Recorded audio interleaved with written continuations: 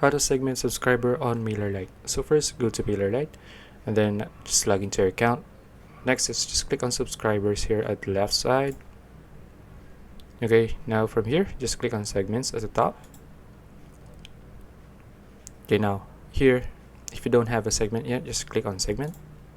Then add your segment name. So I'll just type in test 1 or test segment.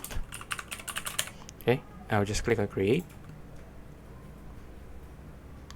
Okay, now from here, you can just choose your filter, your operator, based on drop downs, and you can also add conditions here, set of conditions, and then once as for the columns as well, you can add more columns here.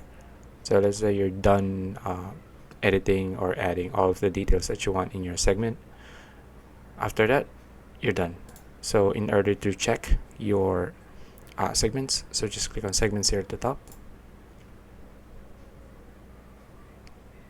As you can see, let's go to subscribers and segments, just make sure, refresh.